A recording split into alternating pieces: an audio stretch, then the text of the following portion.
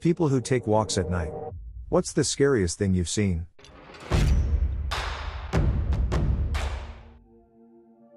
Here is where artificial intelligence meets the best and worst of humankind. If true stories and confessions about the creepy, dark and mysterious fascinate you, you found the best place, where they are shared with fleeky visuals and artificial love. So if you like this type of content, make sure to invite the like button to go on a camping trip. But when you're deep in the wild and supposed to be sleeping in your tent, pack all essentials, and silently go back, leaving it alone in the wilderness. So, people who take walks at night, what's the scariest thing you've seen? Naturally, viewer discretion is advised. This content might be disturbing to snowflakes. During winter in a rural no-cell service kind of area. There was complete darkness, no street lights nor anyone in sight. Temperatures were around 20 and it was snowing. I was walking my dog with a flashlight. Then I heard someone start screaming bloody murder. Flight or fight kicked in. It truly sounded like someone was being jabbed into the afterlife, for what seemed like forever. I expected to get in the crosshairs or witness some bloody domestic fight, propelling me into a terrifying headspace. I chose to find out what the hell was going on. What I found instead was beyond anything I expected. It was a 5-year-old boy, wandering down the road all alone. All he was wearing were light flannel pants and a thin t-shirt. No shoes or hat. He was screaming so loudly, it echoed through the hills. I dropped my dog's leash and walked up to him slowly, gently and repeatedly telling him that I'm a mom and that he's going to be okay. I wrapped him into my arms and carried him to a neighbor's home to warm him by the fire and call for help. Apparently, the boy's parents were visiting friends. The boy got up in the middle of the night and started looking for his parents, who left him and his sister home while they were out drinking. He got lost in the dark and just kept walking and screaming. He was so lucky to have been found. There was another story a few winters back, where a 2-year-old girl got out at night in their new house. Just started learning how to unlock doors. And she didn't know how to get back inside. A neighbor thought they heard crying and regretted not investigating further. The girl froze to her last breath on the stairs behind their apartment.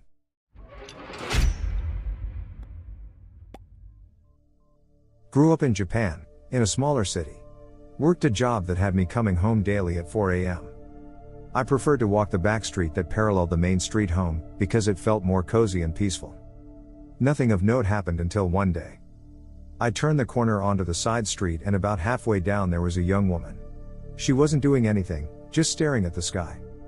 Staring straight up, neck at a 90-degree angle, mouth slightly agape, long black hair hanging. I hesitated but decided that, since nothing weird has ever happened here before, it'd be fine, so I went to walk by. I get up next to her, it's a narrow road so not a lot of room to maneuver, and pause to look at her. She hasn't moved or reacted to me, she's just staring away. So I fight my instincts and ask her if she's okay. She doesn't react. I look up to see if she's looking at something, but there's nothing there. So now I'm thinking there's something medical going on, so I reach out and touch her on the shoulder. She jolts and looks at me like she just noticed me. I ask if she's okay and she just stammers and says, "Oh, sorry," before hustling down the street the same way I was headed. I decided to smoke a cigarette to let some distance get between me and her, but towards the end of the street, she stops and stares at the sky again. Doesn't move for the whole 5 minutes it takes for me to finish my cig. I walked down the main street for the next couple nights. One time I turned around to see what was behind me just out of intuition, and I saw someone step behind a tree rather quickly and try to hide from me. I stood there for a second to confirm this, then I Usain bolted home. Freaking creepy. I worked night shift for 7 years. One night a young, thin blonde woman was walking down the street at 2 a.m., with no pants or underwear and a button-up shirt open. I tried to ask if she needed help and she just stared forward, slowly walking staring forward. I called the police, they came and stood in front of her and she slowly walked into the cop's hand and stopped. I didn't stay and went back to work. I still think about her and what the hell was going on. I tell myself she was probably sleepwalking on Ambien or something, and that she wasn't just attacked and in complete shock. I'll never know. But she was very pretty, and seemed well groomed. Very strange. A 7 feet tall male brown kangaroo in the middle of the footpath. Buff as frick, just staring me down. You bet your ass I turned and went the other way. He just went about his business. There was a news report a while ago about a super large and buff kangaroo that would beat up dog walkers. But if you think kangaroos are intimidating, wait till you see our large birds. I have seen a cassowary in the wild. These things are killing machines. They can take a man's throat out with one kick. I've also had a mob of approximately 70 emus running towards me on my grandfather's farming property. They turned away when they realized I was there, but 70 of these animals coming your direction is pretty freaking incredible. I'm so lucky to have seen that. I worked night shift on Kadena in Okinawa, Japan. I started walking to work, because I didn't have a car. I really enjoyed the walks. It was a good way to wind down after work as the nights were cool and quiet, and I could listen to my music without worrying about anyone else around. One night while walking, I heard some rustling in the jungle of trees on the way home. Next thing I know, all of the lights went black and all I heard and felt was a loud whoosh coming right at my head. I screamed like a little girl, ran, and dropped my iPod. It broke. Once I made it past the trees, I realized it was one of the giant bats that lived on Okinawa. It scared the ever-living doo-doo out of me. An old man who walked very aggressively. Like Jason from Friday the 13th but sped up. I was ready to run, but I walked past him and nothing happened. Put me on my toes, but holy crap, change your walking form, man. Maybe he's just built different, or he probably figured power walking at night was a way to avoid people. I was 22 when I found the guy in a high traffic area. I was the only one to stop. I yelled at him but noticed his stomach wasn't moving and he had pale skin. Called 911. The detectives questioned me and it took 6 hours to clear the scene. They detained me the whole time before they allowed me to go. I experienced a similar story. I was walking home fairly drunk from a late night party and found a girl that had bloodied wrists in the park by my house. She was on the ground by a bench. Assuming she was drunk, I stopped to see if she was okay. Then I saw the blood. She was unresponsive but still alive. At first I thought she had been beaten or something, but while I was on the phone with 911, I realized it was her wrists. Her face was messed up too, but I think that was from falling off the bench. EMT and police showed up, asked me a few questions. Took my info and sent me home. I never heard anything, so I assumed she lived. Scariest night of my life. Almost 100% sure I witnessed a kidnapping. I was going to get my mail late at night while living in an apartment complex. On the way back, I noticed a woman in her pajamas surrounded by a few men right by a car. There was an argument, and it looked like they forced her in the car and drove off. I found her slipper nearby on the grass. I, of course, called the police and they came and I let them know what I saw, but I never found out what actually happened. Similar experience here. In high school, late at night walking home from a friend's house maybe a mile away. A car comes cruising super slowly down the street. I hear someone screaming in the car. I was sure they were calling for help. I start following the car, and as I get on the phone with the cops, the car starts pumping the gas, so I just run after them and try to follow them, but I lost them pretty quickly. Never learned what really happened. This sort of reminds me of the time my family and I went on a 3-day road trip in the summer. When we got back to our house, we noticed that there was a woman's small purse and other belongings, like makeup and some other things, strewn about our backyard. There was also a wallet with an ID. We called the cops and they came and gathered everything up, then left. Never found out who it was or what happened, but it was kind of scary to know that while we were gone, a woman could have been assaulted in our backyard. She looked quite young too. I was walking around Bangalore, India at night by myself. I was a 20-year-old American girl on study abroad. All of a sudden, I saw a giant rat climb out from a sewer. It was bigger than I knew rats could even be. Bigger than the biggest rat depicted in movies or books. It was about the size of a small dog. I was shook. Then, out from the same sewer grate, another gigantic rat. And another, and another. About 5 or 6 dirty rats were all climbing out of the same sewer, and I was about to have to face them all on my own. I was terrified, and I knew no one would ever believe me, but there was no way to get away from them or change direction. So, I pull out my phone to try and use the flashlight to scare them off. I direct the light at them and every single one looked right at me. They're dark and dirty and now they were running directly at me. But I was wrong. puppies. They weren't rats at all, but a whole litter of dirty puppies that had been hiding in the sewer together. Still gross, but also way cuter and less scary than expected. What the hell, India? A couple years ago, I was at the start of a typical weekday night stroll. I was living in an apartment complex in Florida at the time, so it was the only opportune time to do so, without being completely drenched. The exact moment I was crossing the sidewalk adjacent to the entrance of said complex, I witnessed a middle-aged dude punch his wife in her face, in full view of me, and another passerby. The passerby called the cops. The dude was arrested. It wasn't a scary situation to my own well-being, but I did find the situation chilling. For one, how nonchalant the guy was in hitting his wife in public, and two, how both the abuser and wife were pleading for the cops not to be called. It was domestic abuse so normalized, it happened in full public, without any second thought.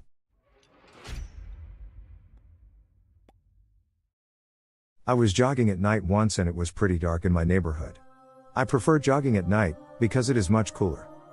I'm right in the grove and a tiny woman with a miniature Doberman Pinscher on a leash freaked me out. They were both so small I didn't even see them until I was running right past them. Just picture a 6 feet 3 inches stocky big guy being startled by a 5 feet 0 inches woman with an ankle biter dog. More backpacking than a walk, but this freaking terrifies me to this day.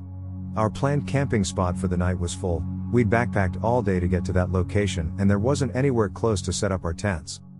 We called our guy on the outside to come pick us up as it was getting late. We didn't have anywhere to set up camp, and a storm was approaching.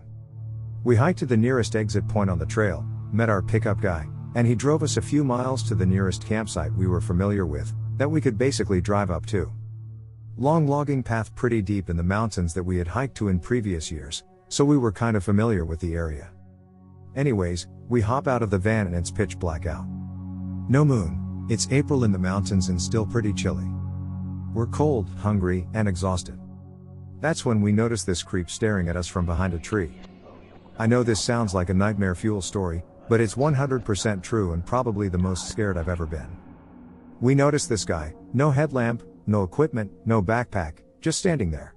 One of our group, former Marine, yells at him to come out and explain what his deal is. This guy walks a few feet out from behind the tree and we all shine our lights on him, and I shit you not, this dude's white t-shirt is covered in what looks like blood smears. He's pretty rough looking, long hair, long beard, crazy eyes, and he was wearing a red smeared t-shirt and shorts in 35-degree weather at night. We're all pretty freaked out, and this is a pretty experienced group of hikers who've seen some crap. We ask this guy what his deal is and he says we can't camp here. We tell him that that's exactly what we plan to do. And he says, I don't think that's a good idea for any of you. We kind of turn to discuss as a group, and when we look back he's hidden back behind the tree. As a group we basically decided none of us were getting any sleep that night if we stayed here, so we packed up the van and left. As we were pulling out, this guy pulled out one of those red filtered flashlights and ran after our van. I'm not kidding, he followed us for at least a quarter mile on foot. He was fast as frick. We passed a park ranger on the road and flagged him down to tell him how weird that dude was acting, and he said he'd go investigate. I didn't hear anything about it again for 5 years. For the longest time I thought he was probably some pot farmer who had a nearby plot, or a moonshiner who was just living in the woods and didn't want us near his still. People hunt all the time out there, which would maybe explain the blood a little bit. But I was recently at an event with some of those guys again, for the first time in years, and that creepy dude from the woods got brought up. One of them who still lives nearby pulled out his phone and said, I forgot to tell you guys, I saw him again. Pulls up a news article and there he was. So obviously the same guy. He'd been arrested for murdering some poor girl on the trail. Timelines didn't match up, so I fully believe we saw this guy shortly after he did the same to someone else. He hasn't been charged with anything else as far as I'm aware. I'm not backpacking without a gun anymore.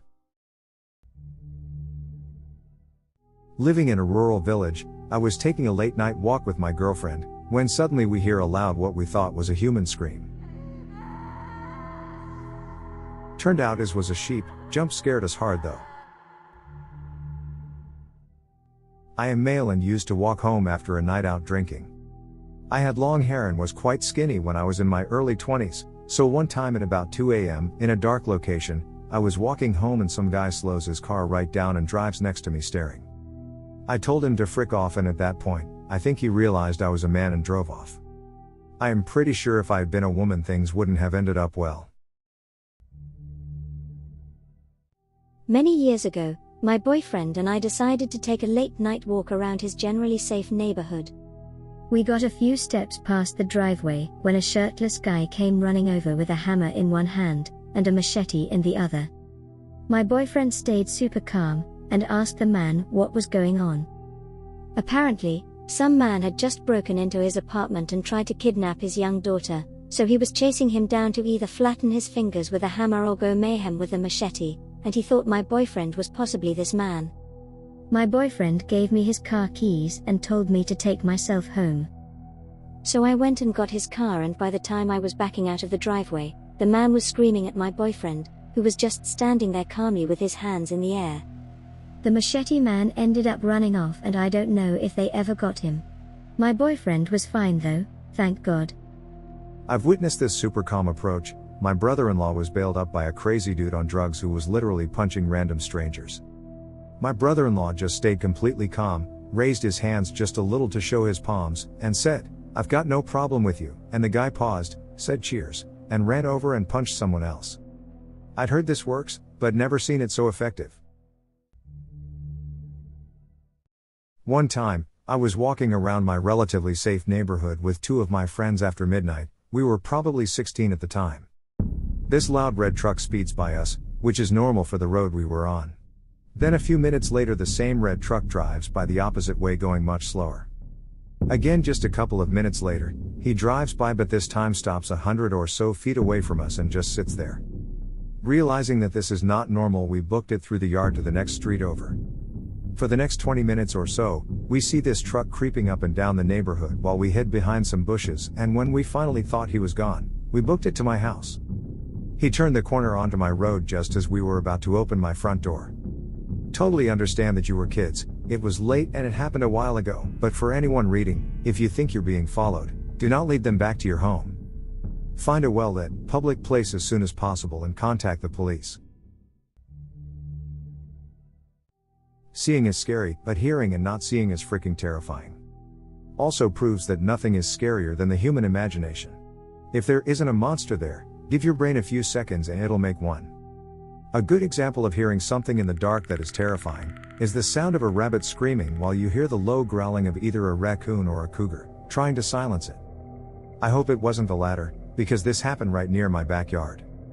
I experienced the same, but it was an owl shredding a rabbit. I did not expect it to be such a big bird. It was like a fire hydrant covered with feathers sitting there munching on Thumper. I saw a tarantula use a crosswalk as if it was a law-abiding pedestrian. The dude was just trying to be a good example for the other spiders. Friendly neighborhood spider. Had a similar experience with a fox. I was on a very long footbridge over a river in the heart of a large city, taking night skyline shots, and dude just trotted by like it was no big deal. I saw two deer fighting, then yelling at each other, then having sexy time. It was an adventure in a few words. Just like married couples. I'm an overnight security guard. One night I was watching cameras and saw someone underneath a grass tarp where some landscaping was taking place on our property. I was guessing this person had probably tried to stash something before they went into detox, which is next door to our property. I get over to the tarp and don't see the guy anywhere. So I start walking over the tarp and lifting it to look for any stashed items. Well, I ended up stepping on the poor homeless guy. Scared the doo-doo out of me. He was cool though. And we fist bumped and he went on his way. A corpse on the side of the street with a sign around its neck saying, "I'm a cell phone thief, don't be like me." This was maybe 20 years ago in Manila, Philippines. Happened to my grandfather too. He was walking our dog at 5 a.m. Dog went to do his business near a dark, grassy empty lot and they found a body bound up with a sign on him saying he was a thief. This practice is called salvage in the Philippines. Basically an extrajudicial taking of life done by policemen or vigilantes on criminals and drug addicts, or suspected criminals. It's basically been going on way before Duterte took office, but it's only with him it was somewhat institutionalized and blatant. Before that, the police didn't brandish it with so much impunity, and didn't dare target teens or grandmothers. Nowadays most of the poor are fair game. If you have money and connections you can still buy your way out of things. Iguana fell out of a tree on an unseasonably cool night. So, in the winter months when we get cold fronts, the damn things go into a low power mode kind of stasis, and fall out of the trees. They're usually fine unless a car runs them over. Once it warms up they go back to normal. A man on a bike passed me and he wore a jacket, shoes, and a hat, but no pants or underwear. At first I couldn't believe that I just saw his bare booty. So it's safe to say I saw 2 moons that night. I live out in the country, more woods and fields around me than houses. There are several dirt paths through the woods that farmers use for their tractors and all during the day. I like to run on these paths, because it's usually quiet and no traffic unlike the road. During the hottest part of the summer I run at night because it's cooler outside. So one night, it had rained during the day, so all the tracks on the path were gone. I was out running around midnight. I had an uneasy feeling, but didn't see anything. But then I circled around and on my second pass down a particular way, I saw my footprints, but then I saw another set of prints, bigger than mine, that hadn't been there before. Then I saw they made the turn the same way I had earlier. I cut it short that night, never saw anyone, but still. My dad was a retired cop turned social worker, very good at diffusing dangerous situations, so when a dude confronts us with a pistol and demand my dad's money he was very calm. Then he frowned, squinted at the gun and exclaims in an indignant voice, "Did you spray paint a goddamn water pistol?" The dude literally blusters a corny. No. It's real. My dad says, "I can still smell the damn paint fumes, dumbass. Get the hell out of here, be glad I'm not calling the cops." One of the most bizarrely amusing things that ever happened to us when I was with him on an evening outing. Was up on a hill in the countryside at midnight, when a man with a rifle came out of nowhere, ran right past me, and wasn't seen again. I went home shortly after that. Damn these Civil War ghosts always running around. I'll walk my dog at night and wear an LED headlamp, mostly so I can see any bare eyes glowing back at me. 20 feet down the ravine, about half mile from home one night, there were approximately 30 rabbits' eyes glowing and blinking back at me. Couldn't see the rabbits due to undergrowth, but the eyes. Not gonna lie, it got under my skin. Walking home from a late night gym session at 24 Hours Fitness. A white van passed by me, slowing down. Slowly took a right turn in front of me. A couple minutes later I reached the turn and see the van stopped at the exit of a parking lot. It's facing back my way. It's like 4 a.m. and nothing else is going on and I'm creeped out. The van starts coasting forward slowly after I make the turn and I sprint across the street to a gas station, and into this small dead-end water/air pump station. I press my body against an area of the wall that the van can't quite see me. It literally pulls into the station and stops. I hear the engine running right fucking next to me, but they never get out of the van. I just stand there pressed against the wall until they pull out and drive around the gas station into the lot on the opposite side of the wall. I hear the van lingering for some time before it goes silent. Still, I wait a while longer before I leave and run the rest of the way home. I've never been afraid of the dark. Grew up in the countryside, where the nearest streetlight was 10 miles away, so I'm comfortable in dark places. So much so, that I often take my dog for a walk at around midnight just because I like the peace and quiet of the night.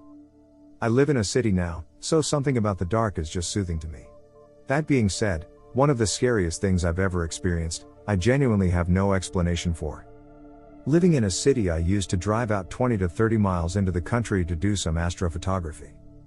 As I'm driving out one night, I see this guy walking at the side of the road with no lights, reflectors and a big backpack. Didn't think much of it other than it being a little odd. 5 miles later, I see the same guy walking again. I haven't changed directions, and I've been doing around 50 miles per hour. As I drove past he looked and waved at me. I was pretty spooked but I drove on. I must be imagining things. It can't be the same guy. I get to my field in the middle of nowhere, park up and get the camera out, and turn off all the lights so my eyes adjust to the dark. All is going well, and for 30 minutes I'm content, and starting to relax. Suddenly I hear a rustling near the hedge by the road. Crunching leaves, grass being kicked.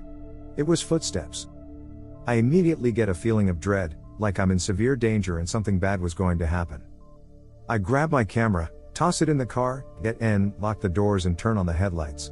When I turn out of the field, I pass where I heard the noise and saw fresh footprints in the mud but no sign of anyone. I race back home, driving double the speed limit, constantly checking my mirrors for anyone. I park up around the corner and wait in the car with the lights off for 30 minutes, watching. Nothing shows up. I get home, lock all the doors and sleep with a knife under my pillow that night. I honestly don't know what really happened that night. But part of me knows that creepy guy I passed on the road twice was in that field. As someone who used to make sure trains had an adequate coating of paint, I spent a good amount of time walking around the rougher sides of town at night. Worst thing I ever saw was in Seattle, was walking down the street under an overpass in an industrial district, and a homeless woman asked if I could buy her a beer since she didn't have an ID. Bought her a 40, talked to her about her daughters, watched her getting blitzed, all in about 2 minutes. She started reading to me from a lightly singed Bible, about the devil specifically, at which point I was looking for a quick and polite exit. At which point 3 men rode by with a gallon jug, and doused her tent in something, maybe gasoline, perhaps turpentine or kerosene, really didn't stick around to find out. Lit her tent on fire. She ran into the burning tent. I'll never forget watching her run out screaming and crying, holding a duffel bag, her white coat completely engulfed in flames. I took off running, since the guys on bikes didn't look thrilled to see me, called SPD, but they didn't seem to care much after I told them what part I saw this happen in. Hid amongst the trains for a few hours after that. Out of curiosity for the situation, I took a picture while she was reading from the Bible because I thought, no way my friends will believe someone was street preaching to me. This was the picture I made.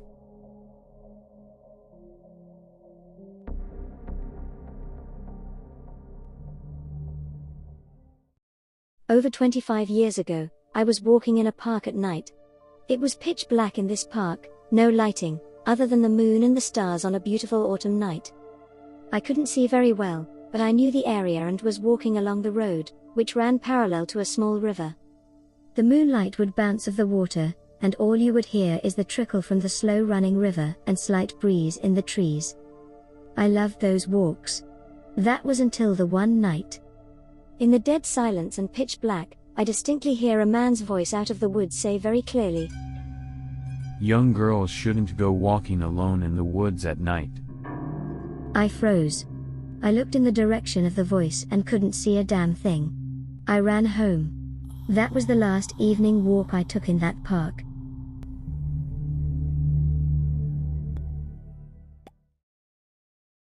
The following story is an exclusive for viewers of this channel. It is something I actually experienced myself, and I want to share it with you, my loyal viewer, in memory of my loyal dog. This happened in my late teens. I had a shepherd dog that would join me on extra long distance hikes. His name was Rex. I live close to a big forest and a river that runs through the country, the Netherlands.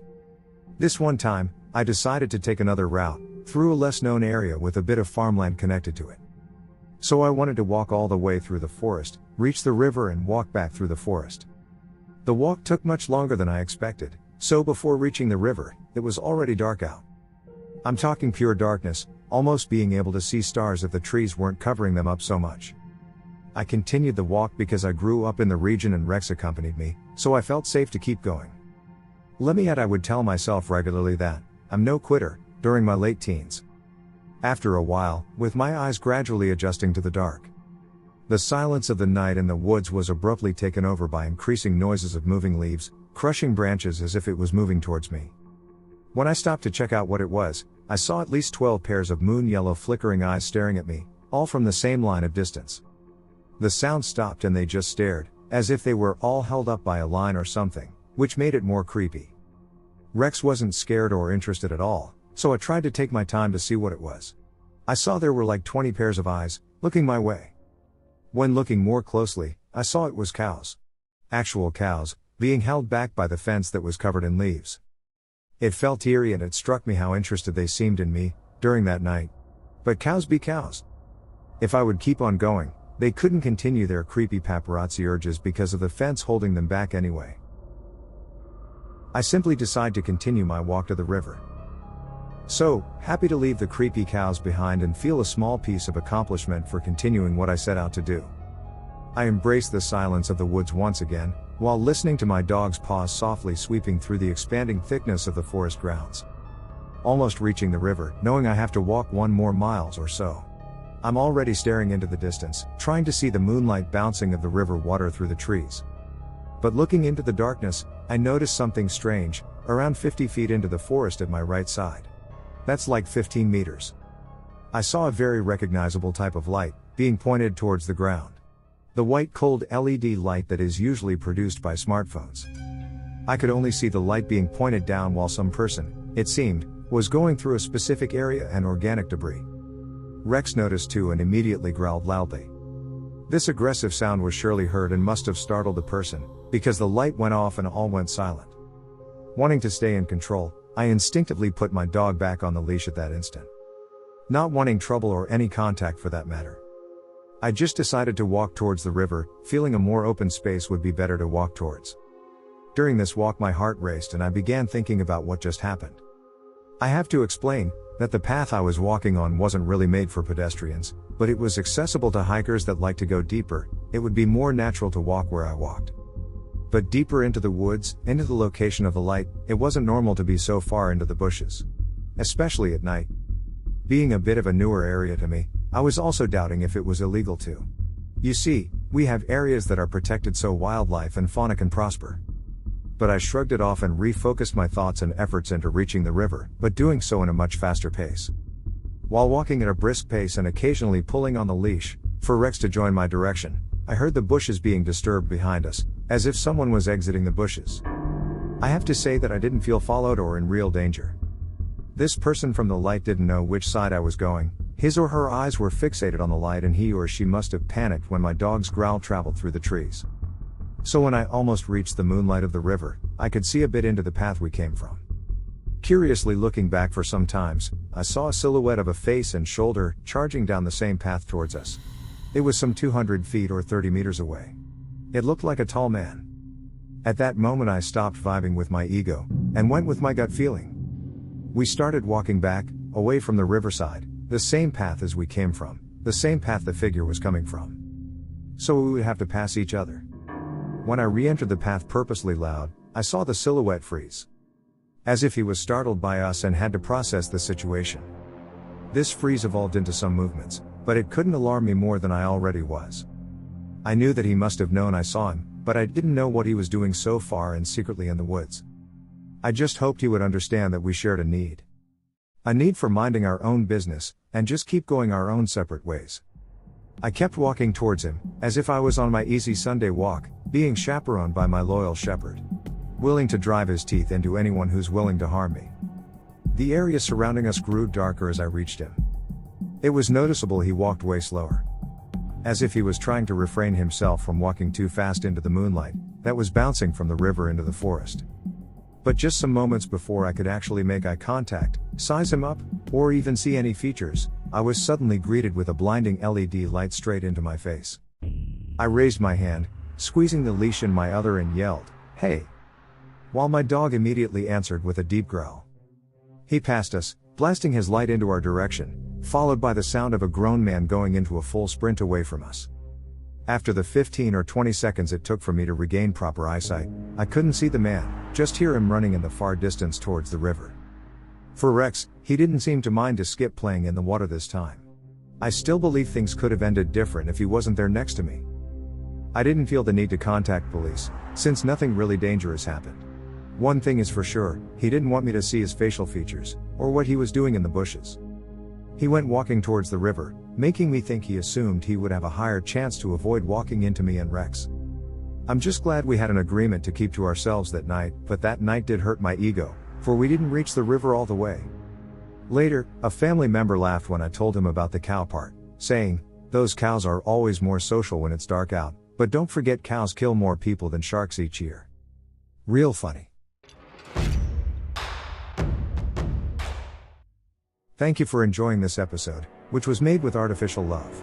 Subscribe to receive future episodes, and tickle the like button for good karma. Do you have any experiences surrounding this topic? Share yours below, I'll join the conversation. And I'll be seeing you in the next one.